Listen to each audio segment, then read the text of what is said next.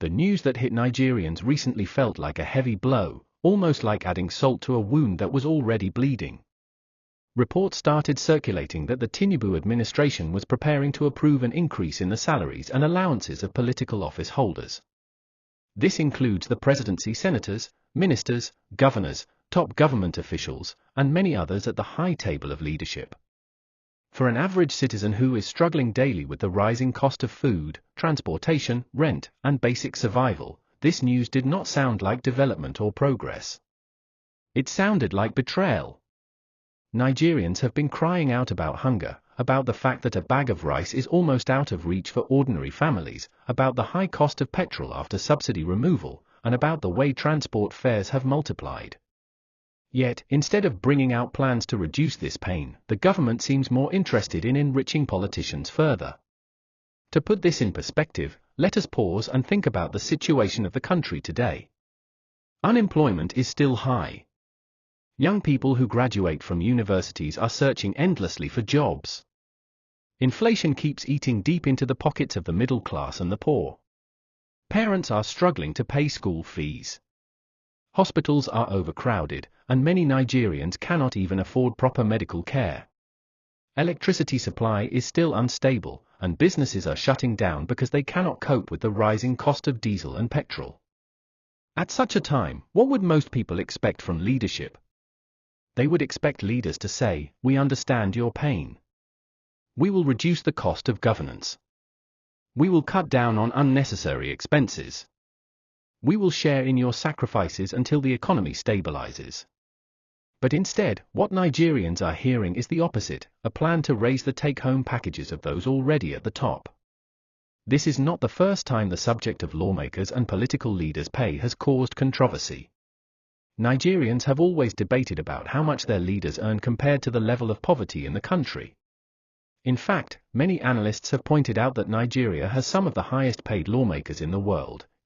That means our leaders are earning at the top level, while the citizens are surviving at the bottom. The gap is simply too wide. Now, bringing up the issue of increasing salaries at this particular moment feels like pouring fuel on fire. Nigerians are not just complaining of hardship, they are crying. The prices of basic goods have tripled in just a few months. Transport that used to cost 500 naira is now almost 1,500 naira for the same distance. A bag of gari, beans, yam, everything in the market has gone up. Families are cutting meals, some eating just once a day. And yet, the government's big idea is to reward themselves with higher salaries. You can see why people are angry. The announcement came like a slap in the face. People started asking questions: who exactly is this government working for? Is it working for the ordinary Nigerian on the street or only for the political elite? If leaders are supposed to be public servants, then why are they acting like kings and emperors? Another dimension to this issue is the principle of sacrifice. In many countries where citizens are passing through hardship, leaders are the first to show restraint. They cut their own salaries. They reduce government convoys. They fly economy instead of first class. They cancel unnecessary luxury projects.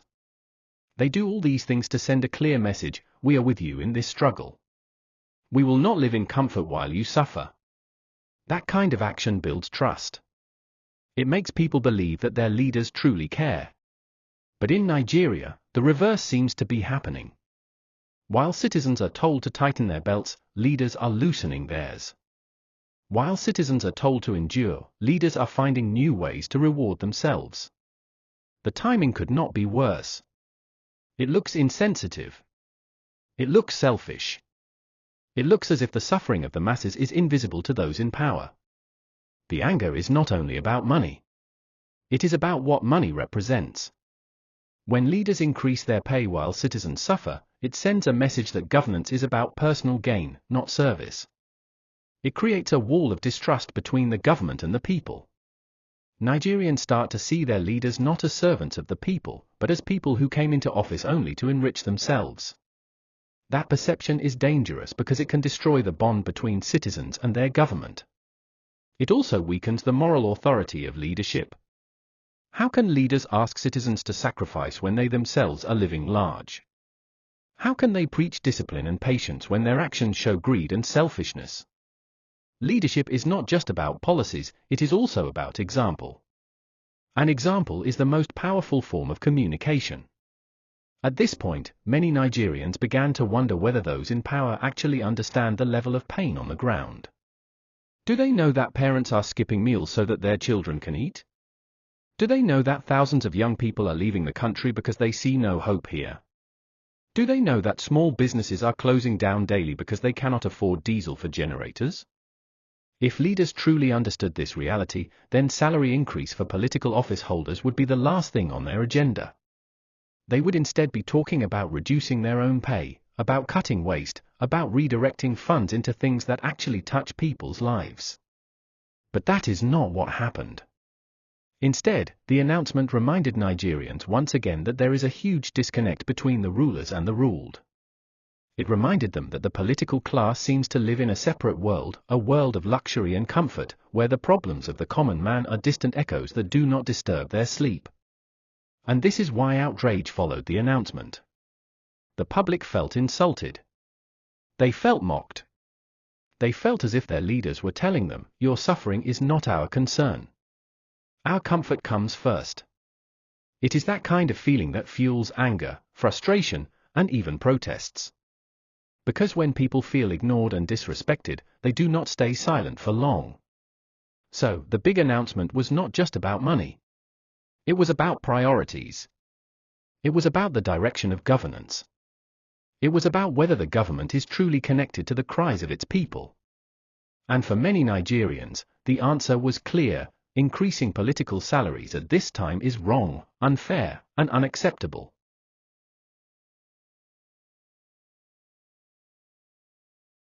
When the news of salary increase plans for politicians broke out, Nigerians were already boiling with anger. But what really shook the political space was the response from Peter Obi. He did not sit quietly. He did not play politics with soft words. He went straight to the heart of the matter, and his words hit like thunder across the nation. Peter Obi came out boldly to say that the move was wrong, insensitive, and completely out of touch with the reality of the country. He reminded Nigerians that leadership is about sacrifice, not about comfort, and not about using power to enrich oneself while citizens sink deeper into poverty. In his reaction, Obi pointed out something very clear: Nigeria is currently in one of its toughest times. Millions are struggling to feed, young people are unemployed, inflation is running wild, and poverty is biting harder than ever before. For a government that claims to be listening to the people, the least expected is that it would even consider raising the salaries of those already in power. According to him, the priority at this moment should be how to cut down the cost of governance, how to make leaders live simpler lives, and how to direct every available kobo into fixing the economy and reducing the pain of citizens. Instead, what the people are seeing is government pushing for personal gain. Peter Obi's words carried weight because he has always been known for preaching prudence and moderation. During his time as governor of Anambra State, he was recognized for reducing unnecessary spending and focusing on development projects. So when he spoke against the proposed salary increase, Nigerians felt he was not just playing opposition politics. He was speaking from a record of personal example. He made it clear that in moments of hardship, leaders should be the first to sacrifice. They should cut their own pay, not increase it. They should reduce the size of government, not expand it. They should set an example of discipline so that citizens can believe that the suffering is being shared fairly. But in Nigeria's case, leaders are sending the opposite message: while the citizens are told to endure, the leaders are rewarding themselves. Obi warned that this kind of decision only widens the gap between leaders and citizens. It destroys trust and makes governance look like a business for personal profit. He said that no society can grow when its leaders are focused on their own comfort instead of the welfare of the people. He also reminded Nigerians that the wealth of the nation is not meant for a few individuals. It is meant to serve the majority. And in times like this, when resources are scarce, every naira spent must show results in education, healthcare, infrastructure, and job creation. To waste resources on increasing political salaries is like taking food away from the mouth of a hungry child and handing it to someone who already has more than enough. His statement echoed across social media, town halls, and even in everyday conversations. People quoted him repeatedly because he captured exactly what they were feeling. Nigerians are tired of leaders who live far above the standard of the people they claim to represent. They are tired of seeing convoys of luxury cars, foreign trips, lavish lifestyles, and now the push for more money while ordinary citizens can barely breathe. Obi's fire was not just about rejecting salary increase. It was about exposing the wrong mindset of Nigerian politics, a mindset that sees public office as a way to accumulate wealth instead of a platform to serve. He insisted that until that mindset changes, Nigeria will continue to move in circles, with leaders enjoying and citizens enduring. What made Obi's reaction even stronger was that he did not just criticize, he also offered an alternative vision. He called for a complete restructuring of Nigeria's cost of governance. He said there should be fewer political offices, smaller allowances, and less wasteful spending. He pushed for leaders to reduce their lifestyle to reflect the reality of the people they govern. According to him, it is only when leaders show sacrifice that they can ask citizens to endure hardship with patience. His position also touched on the moral foundation of leadership. A true leader, he said, does not live in excess when his people are hungry. A true leader does not increase his own comfort while his people are crying. A true leader carries the burden of the people and proves by action that he is in office to serve, not to be served. These words hit Nigerians because they describe exactly what they expect but rarely see from their leaders. Peter Obi's fire was also directed at the idea of fairness. He asked, how fair is it to increase the salary of those who are already among the richest, while teachers, nurses, police officers, civil servants, and ordinary workers are barely surviving? The pay gap between politicians and regular workers in Nigeria is massive. Some senators earn in a single month what an average civil servant may not earn in 10 years. To expand that gap further is not just wrong, it is cruel. He made it clear that leaders cannot continue to live as if they are not part of the society they govern. When the people are in pain, leaders should not be celebrating or rewarding themselves. When the people are tightening their belts, leaders should not be expanding theirs. Nigeria, he said, cannot move forward until leaders understand this basic truth. This fire from Obi gave many Nigerians a sense of hope that someone was still willing to speak truth to power. It reassured citizens that they were not crazy for feeling angry. It told them that their voices mattered, and that someone at the top was willing to echo their cries. His words also drew attention beyond Nigeria's borders. Analysts across Africa and beyond noted that Obi's response was timely and necessary. It showed that in a continent where many leaders often shy away from confronting sensitive issues, there are still those who will stand on the side of the people.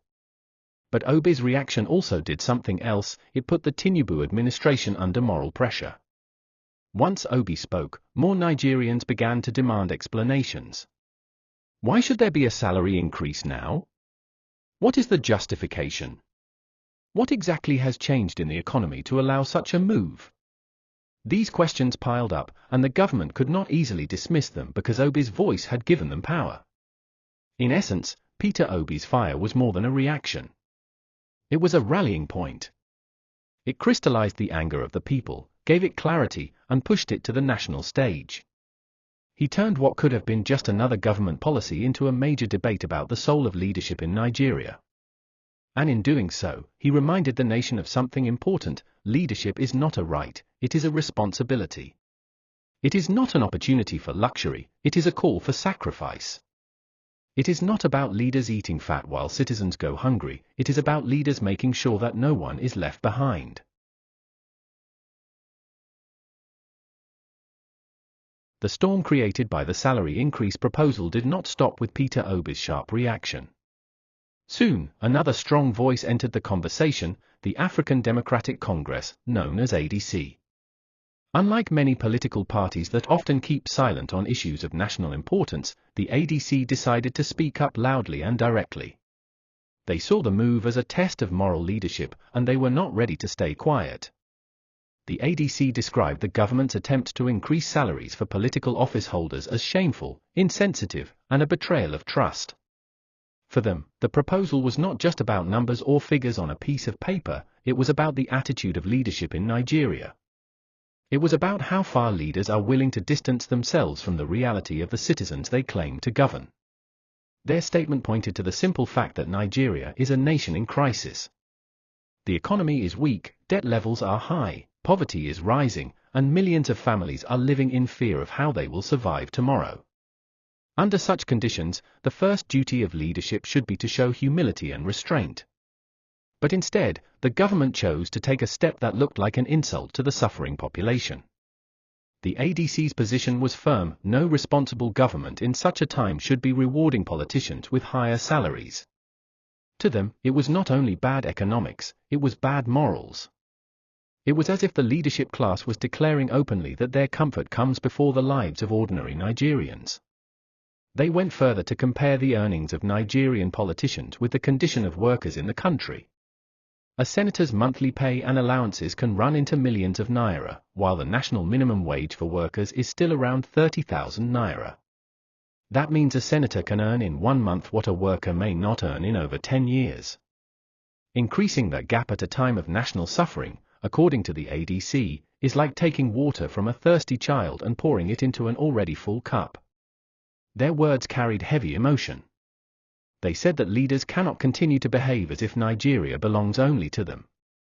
They cannot keep using public resources for private luxury while schools lack basic facilities, hospitals lack medicine, roads are collapsing, and millions are jobless.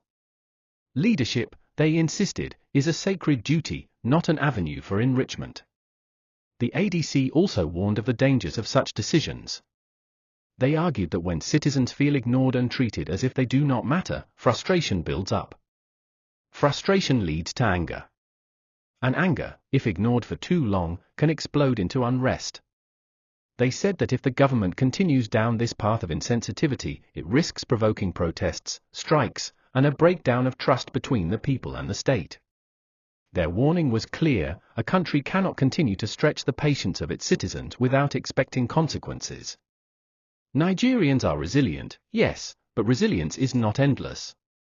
People can only endure so much hunger, so much hopelessness, and so much inequality before they begin to rise up. The ADC's voice added new energy to the conversation. It was no longer just about Peter Obi alone, now a major political party was reinforcing the same point. This made it harder for the government to dismiss the criticism as opposition politics or personal attacks. Instead, it showed that the issue had become a broad moral question: is this the right time for political salary increase when the nation is in pain? In their statement, the ADC also called for urgent reforms. They demanded a reduction in the size of government, cutting of wasteful allowances, and a redirection of resources into key areas like education, healthcare, and job creation. They said Nigeria's biggest problem is not lack of money, but misuse of money. Resources are often squandered on luxuries for the political elite instead of being invested where they can make life better for citizens. The ADC gave an example of countries that faced economic crises but managed to survive because their leaders chose sacrifice. In some nations, presidents cut their own salaries. Ministers sold their luxury cars. Lawmakers reduced their travel allowances. These actions were not just symbolic, they sent a message of solidarity. Citizens could endure hardship more willingly because they saw their leaders enduring too. But in Nigeria, the ADC said, leaders are asking citizens to endure while they themselves live in comfort. That contradiction is one of the reasons Nigeria's problems never seem to end. Another important point the ADC raised was about the image of Nigeria in the international community. They said that decisions like increasing salaries for politicians at such a time send the wrong signal to investors and partners. It tells the world that Nigeria's leaders are not serious about reform, that they are more interested in self-enrichment than in economic recovery. And when investors lose confidence, they stay away, which only makes the economic crisis worse. The ADC stressed that leadership must be by example. They reminded Nigerians that political office is not a business where one goes to make profit. It is a service, a sacrifice, and a responsibility. Anyone who sees it differently has no business being in office. For them, the planned salary increase is proof that many Nigerian leaders see governance as an investment to cash out from, instead of a platform to serve. Their words resonated deeply with ordinary Nigerians. Many citizens already felt alienated from their leaders, but the ADC gave voice to that silent frustration. They spoke directly to the emotions of the people. They said what many were thinking but did not have the platform to express. They captured the mood of the nation in a way that showed solidarity with the people rather than with the ruling class. The party also challenged other political organizations to speak up. They asked, where are the voices of other parties? Where are the voices of the labor unions? Where are the voices of civil society groups? Silence in such a moment, they warned, would be equal to betrayal. They called for a united front to resist the salary increase and to push for a new culture of accountability in leadership. By joining Peter Obi in attacking the proposal, the ADC turned what might have been a passing news story into a major national debate. They made sure the issue would not die down quickly. Instead, it became a rallying cry for Nigerians to demand better. And as the days passed, the conversation spread. Markets buzzed with it. Offices debated it. Families discussed it at their dinner tables. Everyone wanted to know, will the government really go ahead with this plan? Will our leaders ignore our cries yet again? Or will they finally listen and show humility? The ADC's intervention ensured that the people would not forget. It kept the fire burning. It kept the pressure on the government. It reminded leaders that Nigerians are watching and that every decision they make carries consequences. Most importantly, it added to a growing call for a new kind of politics in Nigeria, a politics where service comes before self, where leaders live modestly, and where public money is used for the public good. That call may not be answered today, but with voices like Peter Obi's and the ADC's, the demand for change is becoming louder and harder to ignore. At the end of the day, the ADC made one thing clear: a government that chooses to enrich politicians while citizens are suffering has lost its moral compass. And without moral authority, no government can stand for long. Nigerians deserve leaders who put the people first, not themselves. Until that happens, the cries of the people will only grow louder.